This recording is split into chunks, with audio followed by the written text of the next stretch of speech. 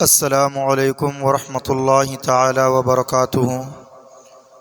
نحمده ونصلی علی رسولہ الکریم، اما بعد فاعوذ باللہ من الشیطان الرجیم، بسم اللہ الرحمن الرحیم۔ قل بفضل اللہ وبرحمتہ فبذلک فلیفرحوا، صدق اللہ مولانا العظیم وصدق رسولہ النبی الامین المبین المکین الکریم، ونحن على ذلك لمن الشاهدين والشاكرين والحمد لله رب العالمين۔ قال الله تبارك وتعالى في شان حبيبه الكريم: إن الله وملائكته يصلون على النبي يا أيها الذين آمنوا صلوا عليه وسلموا تسليما۔ بارگاہ رسالت میں نہایتی ادب و احترام کے ساتھ درود پاک کا نذرانہ پیش کریں۔ پڑھیے: اللہم صلی علی سیدنا شفیعنا حبیبنا مولانا بارک وسلم صلاۃ و سلام علیک یا رسول اللہ صلی اللہ تعالی علیہ وسلم۔ واہ کیا جود و کرم ہے شہ بطحا تیرا، نہیں سنتا ہی نہیں مانگنے والا تیرا، فرش والے تیری شوکت کا علو کیا جانے، خسرواں عرش پہ اڑتا ہے فریرا تیرا۔ میں تو مالک ہی کہوں گا کہ ہو مالک کے حبیب، یعنی محبوب و محب میں نہیں میرا تیرا۔ تیری سرکار میں لاتا ہے رضا اس کو شفیع، جو میرا غوث ہے اور لاڈلا بیٹا تیرا۔ عزیزان گرامی وقار، آئیے حصول برکت کے لیے ایک مرتبہ اور سرور کائنات فخر موجودات احمد مجتبیٰ محمد مصطفیٰ صلی اللہ تعالیٰ علیہ وسلم کی بارگاہ ناز میں درود پاک کا گلدستہ مبارک پیش کریں۔ پڑھیے بآواز بلند: اللہم صلی علی سیدنا شفیعنا حبیبنا مولانا بارک وسلم، صلاۃ و سلام علیک یا رسول اللہ صلی اللہ تعالیٰ علیہ وسلم۔ عزیزان گرامی وقار، سب سے پہلے میں آپ تمامی کو بالخصوص اور پورے عالم اسلام کو بالعموم عید الفطر کی صمیم قلب سے مبارکباد پیش کرتا ہوں اور دعا گو ہوں کہ اللہ تبارک و تعالی ہمیں قدم بقدم بہت سی خوشیاں نصیب فرمائے۔ عزیزان محترم، اب میں اپنی گفتگو کا آغاز کر رہا ہوں۔ دیکھیں حضرات گرامی، بحیثیت مسلمان ہم پر بہت ساری ذمہ داریاں عائد ہوتی ہیں، جن کی ادائیگی میں ہم بھرپور کوتاہی کرتے ہوئے نظر آتے ہیں، اور یہی غفلت ہماری تنزلی کا بھی سبب بن رہی ہے اور پسپائی کی طرف ہمیں لے جانے میں کامیاب ہوتی ہوئی نظر آ رہی ہے۔ عزیزان گرامی وقار، میں آج اپنی ذمہ داریوں، ہم تمام کی ذمہ داریوں کے حوالے سے میں کچھ معروضات اور کچھ گزارشات عرض کروں گا۔ اللہ تبارک و تعالی مجھے کلمۃ الحق کہنے کی توفیق عطا فرمائے۔ معزز مسلمانان کرام، بحیثیت امت ہم پر ایک بڑی ذمہ داری عائد ہوتی ہے، اس لیے کہ یاد رکھیں انسان کا معیار جتنا بڑا ہوتا ہے اس کی ذمہ داری بھی اتنی ہی بڑی ہوتی ہے۔ جس کا عہدہ بڑا ہوتا ہے، جس کا منصب بڑا ہوتا ہے، اس کی ڈیوٹی بھی اتنی سخت رکھی جاتی ہے، اس کے فرائض بھی اتنے ہی اہم ہوتے ہیں۔ تو پتہ کیا چلا کہ جتنا بڑا عہدہ ہوگا، جتنا بڑا منصب ہوگا، ذمہ داری بھی اتنی ہی بڑی ہوگی۔ تو بحیثیت امت محمدیہ کہ اللہ تبارک و تعالیٰ نے ہمیں اپنے محبوب کی امت میں پیدا فرمایا ہے، اس لحاظ سے دیکھا جائے تو ہمارا مرتبہ کتنا بلند ہے، اس کو قرآن احادیث پڑھنے کے بعد ہمیں بخوبی سمجھ میں آ جاتا ہے کہ اللہ تبارک و تعالیٰ نے اپنے محبوب کی امت میں ہمیں پیدا فرمایا ہے، لہٰذا ہماری شان، ہمارا مقام، ہمارا عہدہ بڑا ہے۔ میں آپ کو بتاؤں کہ عالم تخیلات میں میں نے رب کی بارگاہ میں عرض کی، اے اللہ تو ہمیں بتا کہ ہمارا عہدہ کیا ہے، ہمارا منصب کیا ہے، ہماری شان کیا ہے، ہماری عظمت کیا ہے۔ تو رب ذوالجلال کی بارگاہ سے جو جواب آیا وہ قرآن پاک کی زینت بنا۔ قرآن پاک کو سماعت کریں اور اپنے ایمان کو تازہ کریں۔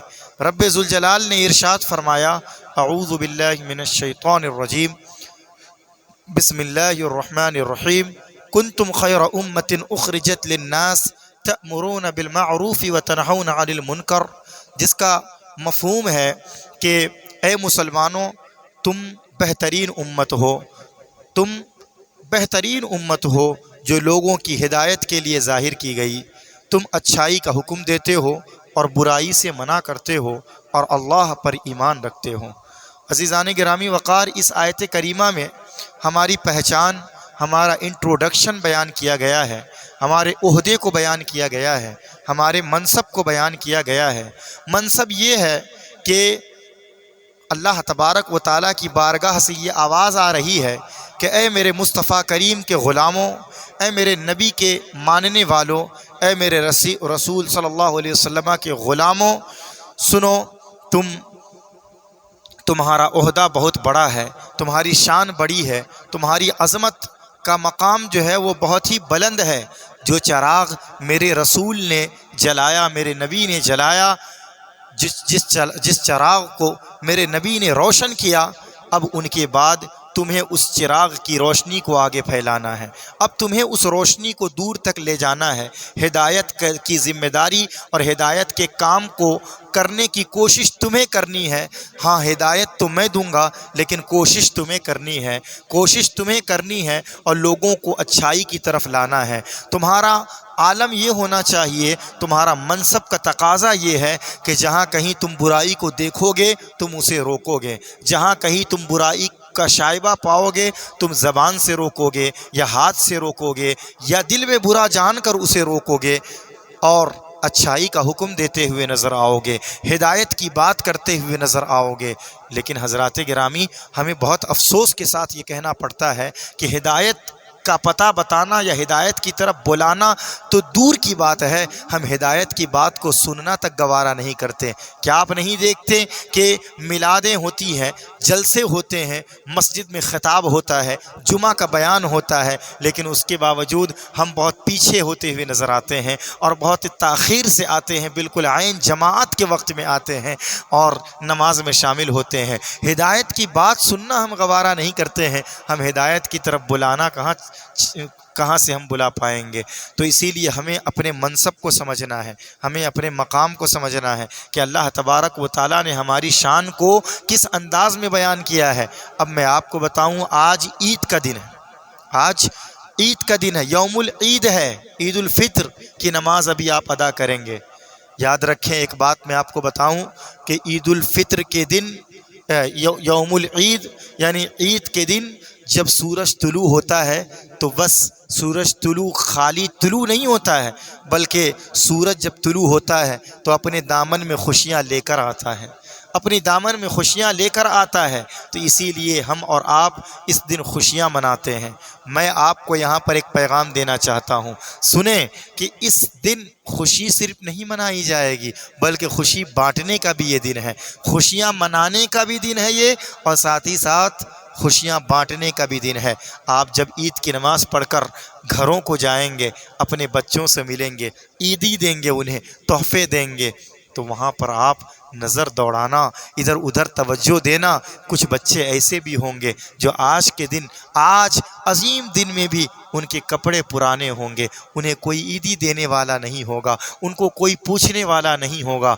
ایسے ہی مقام پر آپ کو ایک کردار بن کر دکھلانا ہے، جہاں آپ اپنے بچوں کو عیدی دیں، وہیں پر آپ ان بچوں کا ضرور خیال کریں جن کا کوئی پوچھنے والا نہیں ہے، جن کا کوئی پرسان حال نہیں ہے۔ یاد رکھیں، جو یتیموں کے سروں پر ہاتھ پھیرتے ہیں، اللہ تبارک و تعالیٰ انہیں کبھی بھی نامراد اور ناکام نہیں ہونے دیتا ہے، بلکہ اسے دنیا اور آخرت دونوں میں کامیاب فرما دیتا ہے۔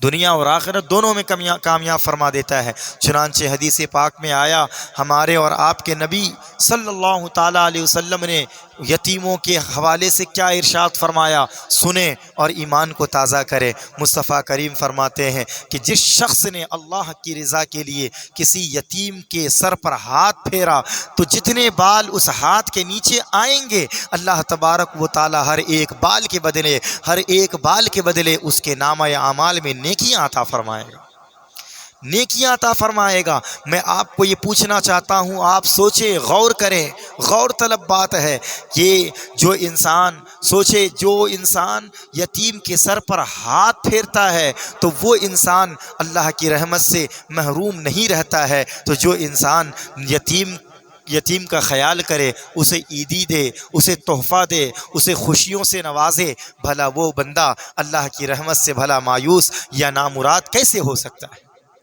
اسی لیے ضرور خیال کرے ایسے بچوں اور ایسے لوگوں کا۔ ایک اور میں حدیث آپ کو بتاؤں، مصطفیٰ کریم رؤوف الرحیم صلی اللہ تعالیٰ علیہ وسلم نے یہ ارشاد فرمایا، ان ابی ہریرہ ان رجلا شکا الی النبی صلی اللہ علیہ وسلم قسوۃ قلبہ قال امسح رأس الیتیم واطعم المسکین او کما قال علیہ الصلاۃ والسلام۔ حضرت ابو ہریرہ رضی اللہ تعالی عنہ اس حدیث پاک کے راوی ہیں۔ وہ کہتے ہیں کہ ایک شخص نے آ کر حضور کی بارگاہ میں یہ عرض کی، یا رسول اللہ صلی اللہ علیہ وسلم، میرا دل سخت ہو گیا ہے، میرا دل سخت ہو گیا ہے، اسے نرم فرما دیجئے، اسے نرمی کا پتہ بتا دیجئے، یہ دل نرم کیسے ہوگا؟ نبی نے فرمایا، نبی علیہ السلام نے یہ ارشاد فرمایا کہ تمہارا دل سخت ہو گیا ہے اور تم اسے نرم کرنا چاہتے ہو، جاؤ مسکینوں کو کھانا کھلایا کرو اور یتیموں کے سروں پر ہاتھ پھیرا کرو، اس سے تمہارا دل نرم ہو جائے گا۔ سبحان اللہ، اس سے تمہارا دل نرم ہو جائے گا۔ حضرات گرامی وقار، غور کریں، دل کی سختی کو دور کرتا ہے یتیموں کا خیال رکھنا، اور یتیموں کا خیال رکھنا، مسکینوں کا خیال رکھنا، یہ ایسا عمل ہے جس سے انسان اللہ، اس کے رسول کی رضا کو بھی حاصل کر لیتا ہے، ساتھ ہی ساتھ اپنے دل کو نرم بنانے کا ایک ذریعہ بھی اختیار کر لیتا ہے۔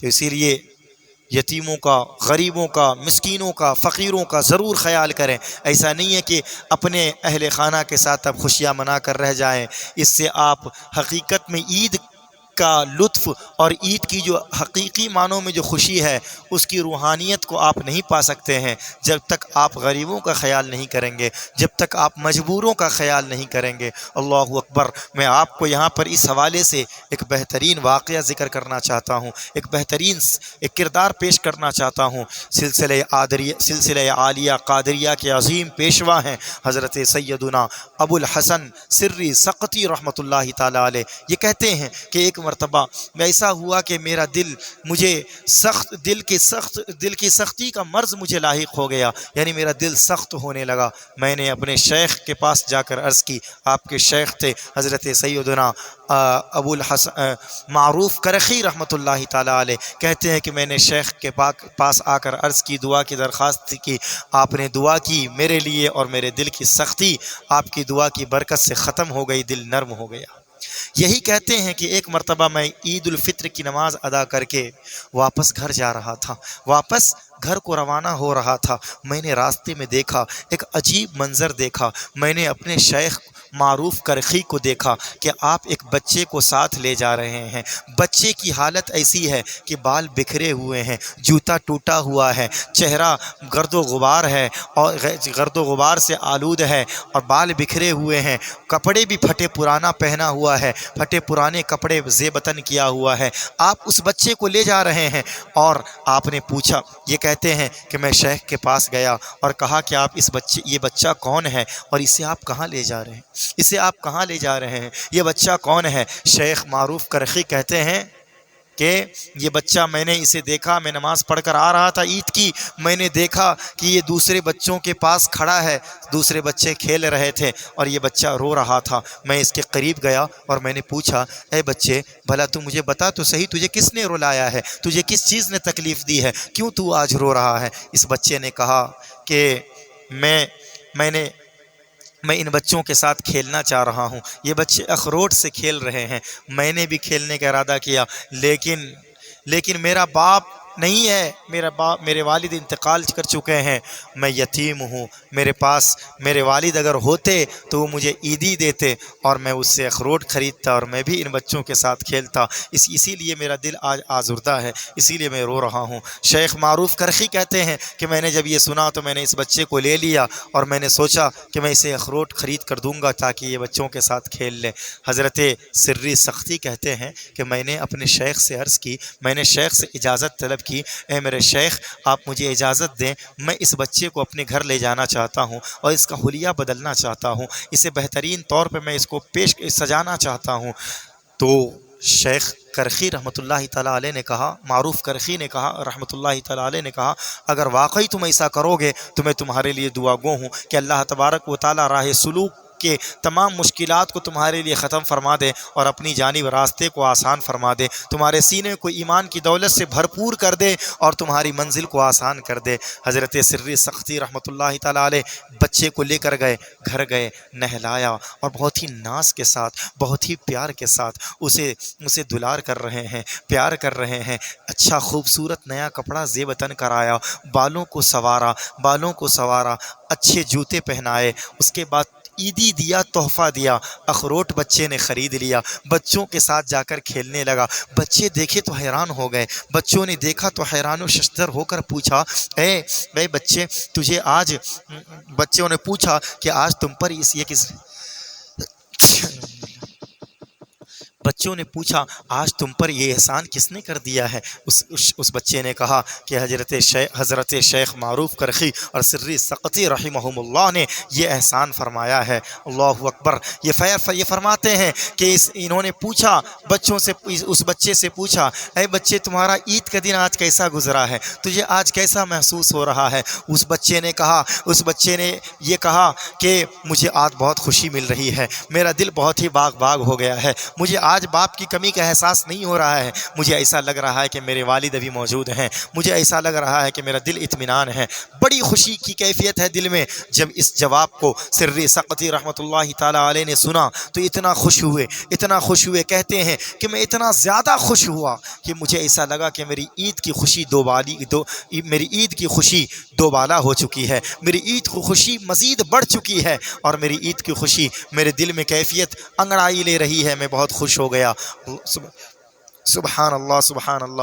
عزیزان گرامی وقار، دیکھا آپ نے عید کا دن جو ہے صرف خوشیاں منانے کا نہیں ہے بلکہ خوشیاں بانٹنے کا بھی دن ہے۔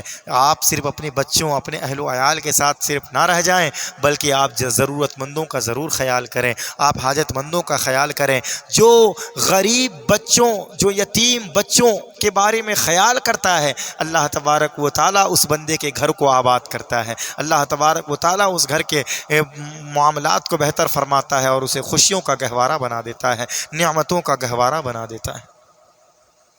اب میں آپ کو اخیر میں ایک بات بتاؤں کہ بہت سارے لوگ رزق کی تنگی کا شکار کرتے ہیں، بہت سارے لوگ جو ہے اپنی عمر کی درازگی کی دعا کی درخواست کرتے ہیں، بہت سارے لوگ ایسے ہیں جو کہتے ہیں مصیبت ہے گھر میں کیسے دور ہوگی، امام صاحب دعا فرما دے، امام صاحب دعا فرما دے۔ میں کہتا ہوں کہ دیکھو تم کبھی حدیث بھی پڑھو، کبھی حضور کی حدیث کو، اسلام کو سمجھو تو صحیح۔ اسلام دعا تعویذ کا صرف نام نہیں ہے بلکہ اسلام کیا سکھاتا ہے میں بتا رہا ہوں۔ دیکھو اسلام ہمیں یہ سکھاتا ہے کہ آج دیکھیں، آج عید کا دن ہے، آج بھی بہت سارے ایسے لوگ ہوں گے جو آج بھائی سے بات چیت بند کیا ہوگا، آج وہ گلا نہیں ملے گا، آج ایک بھائی دوسرے بھائی سے گلا نہیں ملے گا، بہت سارے ایسے بیٹے ہوں گے جو باپ سے منہ موڑا ہوا ہوگا۔ میں کہتا ہوں عزیزو، عید کا پیغام لو اور اسلام کا پیغام لو۔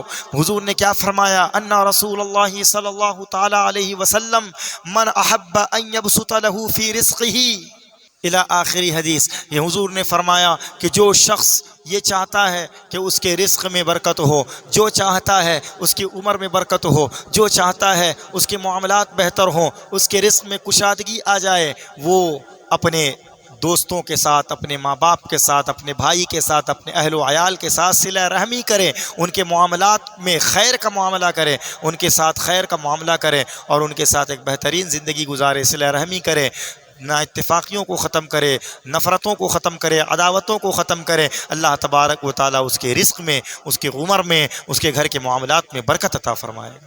اسی لیے عید کے پیغام کو سمجھیں، اسلام کا پیغام یہی ہے، محبتیں عام کریں، اتحاد کی فضا کو قائم کریں اور محبتوں کو پھیلائیں۔ یہی آپ یہ عمل اگر آپ نے کیا تو اپنے غیر بھی آپ کو دیکھ کر ان کے دلوں میں آپ جگہ بناتے ہوئے نظر آئیں گے کہ وہ سمجھیں گے کہ ہاں مسلمان یہ وہ نہیں ہوتا، مسلمان نفرت پھیلانے کا نام نہیں ہے، بلکہ مسلمان اور اسلام تو محبت کا نام ہے۔ اسی پر میں آج آپ گفتگو ختم کرتا ہوں۔ استغفر اللہ ربی من کل ذنب واتوب الیہ وما علینا الا البلاغ۔ السلام علیکم ورحمۃ اللہ تعالی وبرکاتہ۔